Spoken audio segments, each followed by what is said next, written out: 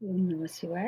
आप सभी व्यूअर्स का पुनः स्वागत है। अपने उन सब व्यूअर्स को धन्यवाद देते हुए अब गुरु का जो एक मार्गी होने वाली जो एक घटना है उसके बारे में बता रहे हैं।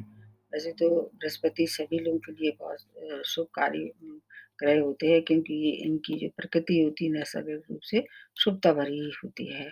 बृहस्पति को 2 राशियों का स्वामित्व प्राप्त है, एक धनु राशि और एक मीन राशि है। कर्क राशि में ये उच्च रहते हैं, जबकि मकर राशि में ये कैसे रहते हैं, नीच अवस्था में रहते हैं।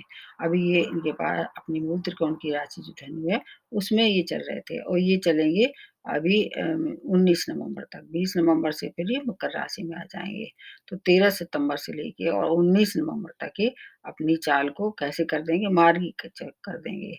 ये जो है फिनोमेना 122 दिन के बाद हो रही है। 122 दिन ये अभी वक्र चाल में थे। अब जब मार्गी कोई ग्रह हो जाता है तो फिर उसकी शुभता में और ज़्यादा बढ़ोतरी हो जाती है या वृद्धि हो जाती है। इनके ये आकाश तत्व के स्वामी हैं और धनु राशि क्या है, अग्नि तत्व राशि है। तो इस तरह से ये इनके जो प्रभाव होंगे प्रत्येक लग्न और राशि वालों के ऊपर व्यापक होंगे क्योंकि ये बहुत विशाल ग्रह हैं और इनके पास सबसे ज़्यादा अपने नेटल चार्ट में इनके पास कहने कारक भाव होते हैं या बहुत से क्षेत्र को ये कवर करते हैं। अगर आपके नेटल चार्ट में बृहस्पति की स्थिति अच्छी है, तो आपके जीवन का संघर्ष ये लगभग खत्म ही कर देते हैं। और अगर शुभ ग्रह में बैठे हैं या शुभ राशि में बैठे हैं, तो और ज़्यादा आपको फ़ायदा देते हैं। इनकी जो राशियाँ हैं उसमें ज़्यादातर राशि से इनकी मित्रता है और कुछ राशियाँ जो हैं वो उनसे सम-संबंध है और कुछ राशि जो है थोड़ी-सी इनके लिए अकारिक होती हैं। जहाँ तक मित्र राशि में है के हिसाब से देखा जाए तो मित्र राशि में है आपके कर्क है, सिंह है, कन्या है, मिथुन है, धनु है और मीन है और मेष और वृश्चिक भी इनकी जो है वो मित्र राशियों में आ जाती हैं। ये राशियाँ ऐसे ऐसे देखते हैं कि इनकी जो स्वामी राशि है, इनसे इनकी मित्रता है या शत्रुता है। जहाँ तक वृषभ राशि और तुला राशि के स्वामी शुक्र हैं, इससे इनके संबंध कैसे हैं अकारक रहते हैं इन राशियों में और मकर और कुंभ राशि जो है उनके स्वामी राशि शनि है, इनसे इनके साथ संबंध कैसे रहते हैं, सम रहते हैं। लेकिन अगर उच्च राशि में है या अपनी ही राशि में है, तो फिर आपको शुभता का पूरा फ़ायदा मिल सकता है। किसी भी राशि में हो अगर ये हंस नामक पंच महापुरुष का निर्माण करेंगे, जो कि या तो कर्क राशि में होता है या धनु या मीन राशि में होता है। ये इनकी स्वयं की राशियाँ हैं और जबकि अगर ये मान लीजिए मकर राशि में है और जो इनकी नीच राशि है, अगर उसके बाद भी आपके नेटल चार्ट में और ग्रह बहुत अच्छे हैं या केंद्र में ही, तो आपको पूरे शुभता भरे परिणाम ये पूरे जीवन भर मिलेंगे। जहाँ तक कारक भाव इनका है, इन 5 भाव आपके नेटल चार्ट में कारक होते हैं। जिसमें से कि केंद्र भाव तो सभी के लिए होते हैं। केंद्र भाव में अगर हैं तो एक 100 जो होते हैं दोष कुंडली के माफ़ हो जाते हैं। और इसके अलावा सेकंड भाव में, पंचम भाव में और भाग्य स्थान में, 11th भाव में और 10th और 7th भाव जो केंद्र भाव उनमें भी अच्छे माने जाते हैं। तो इस तरह से बहुत सारे जो क्षेत्र हैं उनको ये कवर करते हैं। अगर आपके नेटल चार्ट में अच्छे हैं तो इन सब चीज़ों का आपको पूरा लाभ देंगे, पूरी ज़िंदगी भर आपको कुछ न कुछ आपको उपलब्धियाँ ये कराते ही रहेंगे। ऐसा माना जाता है ज्योतिष में कि बृहस्पति जिस घर में बैठते हैं, उस घर की शुभता में कमी कर देते हैं। लेकिन अगर ये किसी अशुभ ग्रह पे इनकी दृष्टि पड़ती है या पापी या क्रूर ग्रह पे, तो उसकी जो क्रूरता है या पापित्व है, उसमें कमी कर देते हैं ये। मतलब कुछ न कुछ आपको फ़ायदा ही देते रहते हैं ये। ज राहु के साथ इनका अगर संबंध हो जाए तो गुरु चांडाल योग का निर्माण ये करते हैं और अगर ये चंद्रमा के साथ बैठ जाए तो गजकेसरी योग का निर्माण करते हैं। इनसे जो बनने वाला एक बहुत ही शुभ योग है जो गजकेसरी योग है और हंस नामक पंच महापुरुष का ये निर्माण करते हैं। तो ये जब ये शुभ हो जाते हैं तो आपका जीवन सफल हो जाता है क्योंकि बहुत सारी चीज़ों की उत्तरदायित्व है इनके पास, शिक्षा है, संतान है, विवाह है, पैसा है और यश है, मान है, ज्ञान है। इन सब के लिए ये जाने जाते हैं। जहाँ तक है धातुओं में इनका संबंध सोना सब पीली चीज़ें सोना, पीतल भी कह सकते हैं किसी हद तक और रंगों में इनका संबंध है पीले रंग से और दिन जहाँ तक बात है वो इनकी बृहस्पति का गुरुवार का दिन है। अगर नेटर चार्ट में बहुत अच्छी स्थिति में है, तो इन सब चीज़ों का अगर आप ध्यान रखेंगे, तो आपको और ज़्यादा फ़ायदा होगा। अब आ जाते हैं प्रत्येक लग्न और प्रत्येक राशि वालों के लिए एक साथ देखना चाहिए आपको दोनों का मिला के। तो सबसे पहले आ जाते हैं मेष राशि पर। मेष राशि आपके स्वामी राशि मंगल हैं, जो इनके मित्र इनके साथ इनकी मित्रता है, बहुत अच्छे संबंध हैं। आपके 9th भाव में ये चले आ रहे हैं पहले से ही, ये नवंबर से राशि बदल के जब ये आए थे, तो ये धनु राशि में आपके 9th भाव में जो कि भाग्य स्थान है, उसमें ही ये मार्गी हो जाएँगे। तो आपके भाग्य को क्या करेंगे मतलब चारों तरफ से आपके भाग्य में वृद्धि करने वाले हैं। आपके जो भी रुके हुए कार्य थे, भाग्य से आप नहीं कर पा रहे थे उनको पूर्ण, तो वो भाग्य से आपके प्रत्येक कार्य पूर्ण होंगे और जो मतलब 9th भाव धर्म का भी होता है, पिता का भी होता है। पिता से भी अगर आपके कुछ संबंध में मतलब खटास आ गई थी, तो वो भी सुधार हो जाएगी। आपके 12th भाव के भी लॉर्ड हैं, तो विदेशों से आपके अगर कोई काम अटके हुए थे, विदेशों से आप जुड़ना चाहते थे, इस समय वो कार्य भी पूरा हो जाएगा। और 12th भाव से बस आपको थोड़ा-सा खर्च ज़्यादा करना पड़ेगा। व्यय की अधिकता के कारण आप तो कभी-कभी आपको परेशानी हो सकती है। और जो लोग बाहर रह रहे हैं, विदेश मतलब अपने देश को छोड़ के कहीं और रह रहे हैं, दूसरे देश में, उनको ज़्यादा फ़ायदा होगा इस स्थिति का। और अगर इनकी दृष्टियाँ देखी जाएँ तो आपके एक तो पड़ेगी आपके प्रथम भाव पे और उसके बाद पड़ेगी आपके तीसरे भाव पे और फिर आपके पंचम भाव पे पड़ेगी वो दृष्टि। तो आपका प्रथम भाव से आपके व्यक्तित्व में क्या हो जाएगा, बहुत ज़्यादा मतलब आकर्षण कह सकते हैं या सम्मोहन कह सकते हैं, उसको उत्पन्न करेंगे और 3rd भाव से आपके क्या होगा कि छोटी-छोटी दूरी की यात्राएँ संपन्न हो सकती हैं, छोटे भाई-बहनों से आपके संबंध प्रगाढ़ होंगे और आपकी जो बौद्धिक क्षमता है, उसमें विकास होगा। संतान सुख 5वें भाव से देखते देखते हैं शिक्षा, संतान और आपकी और जो बचे-कुचे कार्य हैं, उन्नति मतलब प्रतियोगिताएँ अगर आपने कहीं पार्टिसिपेट कर रहे थे, वो भी देखते हैं।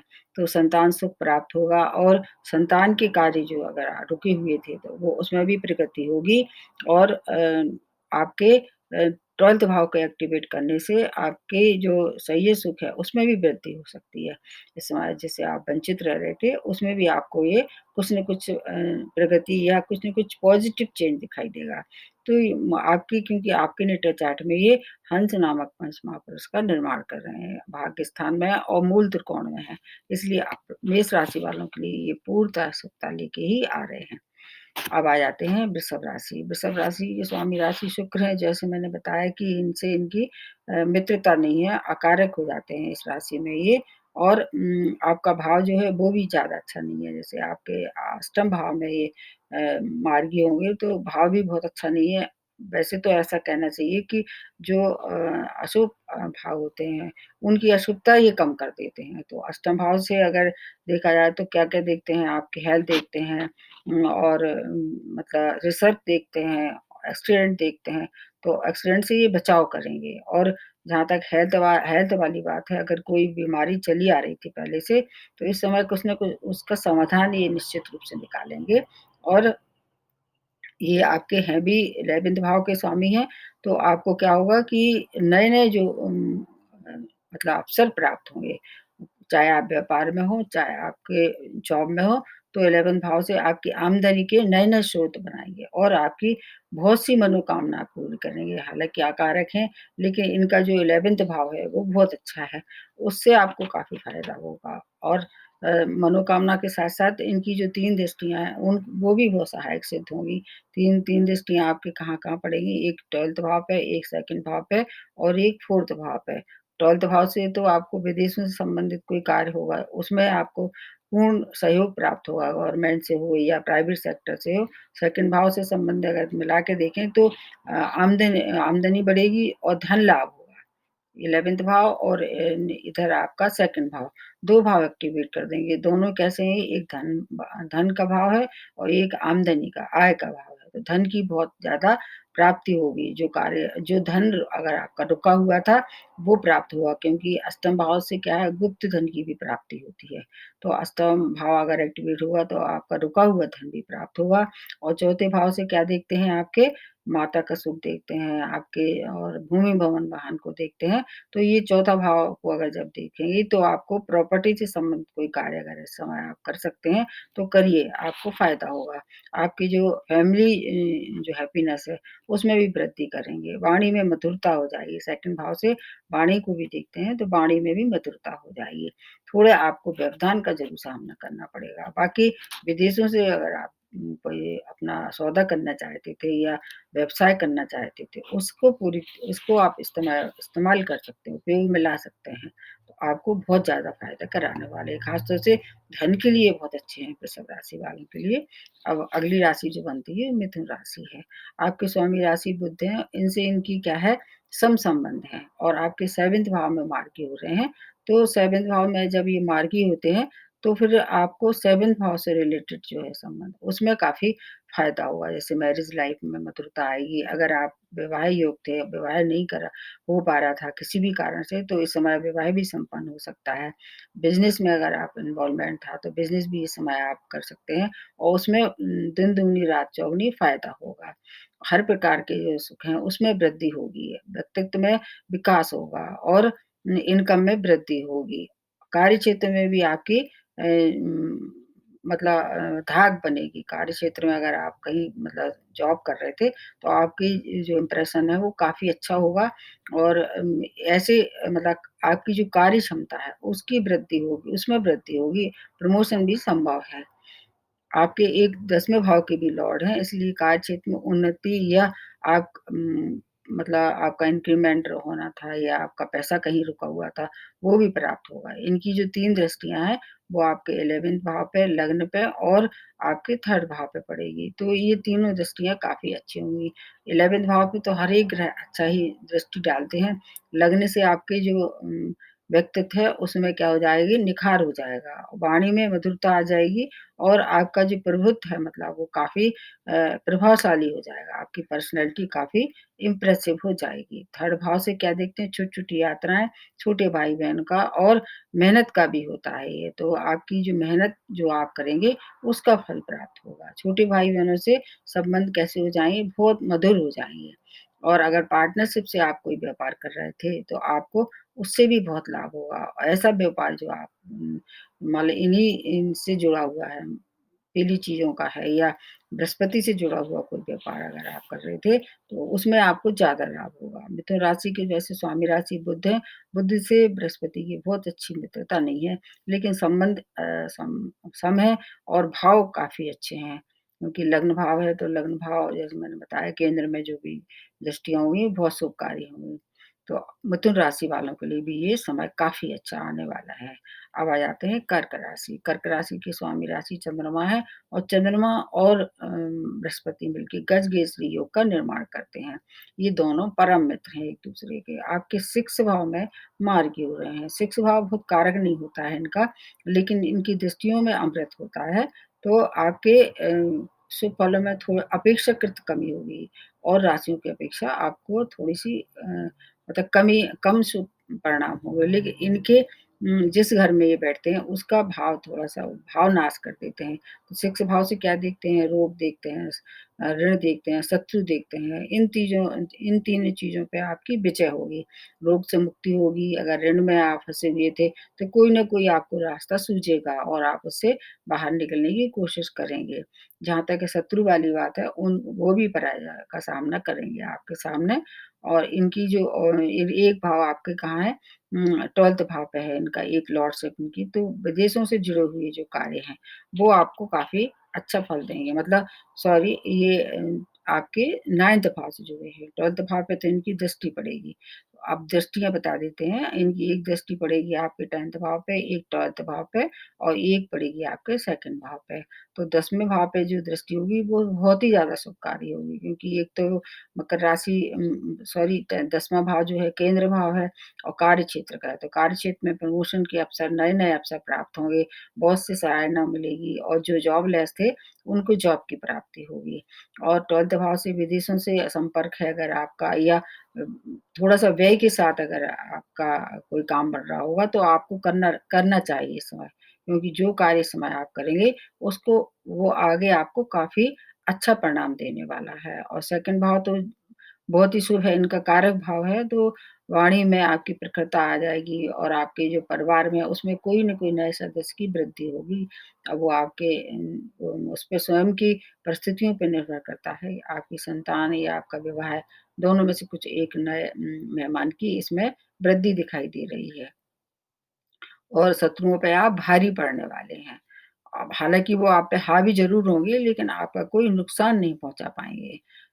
वृद्धिजीव रोगों में थोड़ा-सा आपको कंट्रोल करना है, तो आपको कोई न कोई रास्ता ये सुझा देंगे। कार्यक्षेत्र में जैसे मैंने बताया बहुत फ़ायदा हुआ, पैतृक संपत्ति से आपका जो भी जुड़ा हुआ मामला था, उसका कोई न कोई समाधान मिलेगा। व्यय होगा लेकिन शुभ कार्यों पे होगा। व्यय की अधिकता से आपको परेशान होने की ज़रूरत नहीं है, क्योंकि आमदनी भी आपकी इस समय ये बढ़ाएँगे। धन का लाभ होगा तो फिर कोई दिक्कत नहीं है। ख़ैर अगर व्यय भी होता है तो अच्छी चीज़ों का होगा। तो आपको कर्क राशि वालों को तो विशेष फ़ायदा होगा, हालाँकि इनका भाव अच्छा नहीं है।